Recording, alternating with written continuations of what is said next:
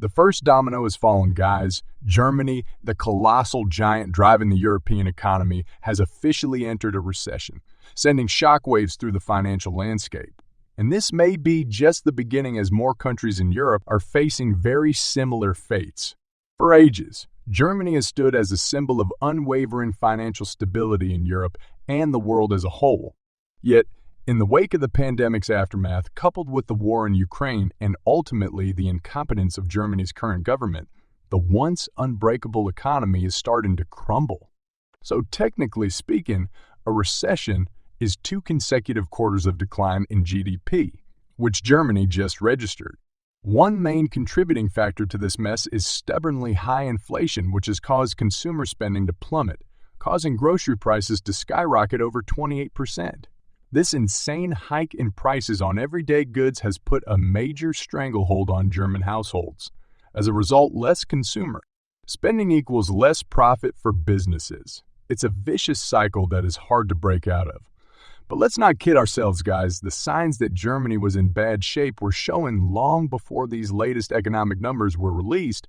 And Brandon, the Biden administration is trying to redefine what a recession means so they can make all this go away. But you can't make it go away. The catalysts that led to this recession started long ago. One of these catalysts is the pandemic. It pushed inflation to record levels, and as a result, household spending in Germany plummeted. Raising rates to combat it has added more pressure to an already declining economy. No country can bring down greedflation with raising interest rates. It simply will not work. If that wasn't enough, the EU decided to introduce sanctions on Russia, banning Russian natural gas, oil, and coal imports to Europe. The EU was the biggest importer of Russian natural gas before the Ukraine war, but now due to the sanctions and, let's not forget the sabotage on the Nord Stream gas pipeline last year, energy prices have skyrocketed. Germans are now paying a lot more for manufacturing, transport, heating, and general use of electronic devices as the cost of energy has gone up. It feels like the EU sanctioned itself instead of Russia. This coming winter will be brutal for the German economy as more energy will be required to power the country. Germany will go into disaster mode as cost of living explodes. Now that cheap energy from Russia has ceased, the high cost of energy has thrown a monkey wrench in the works for German businesses that require affordable gas to power their work. This ultimately has hurt industrial production, which is a key part of the German economy. The chain of disruptions has had a cascading impact, exacerbating the negative economic circumstances and highlighting the fragility of Germany's energy system, which relies heavily on external sources. Germany has essentially destroyed the most important aspect that gave them leverage and economic advantage over other nations. The country is currently encountering challenges with its exports as a result of diminished international demand. The worldwide economic situation is unfavorable, and there is significant strain amongst relationships between nations. Consequently, the interest in purchasing German goods and services has declined. The uncertainty surrounding trade relations coupled with protective actions have further exacerbated the situation. While there was cheap Russian natural gas, everything was fine. Now the consequences of those actions are here, and you know what they say.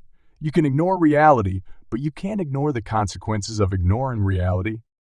It is worth noting that we shouldn't blame outside influences entirely on Germany's dire economic situation.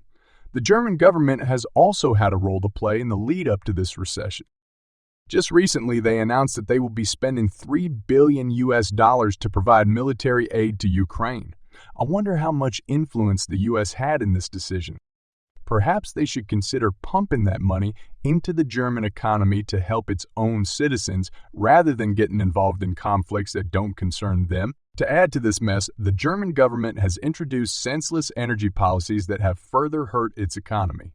They recently shut down the last of 3 nuclear power plants and pledged to get 100% of their energy needs from renewable sources by 2035.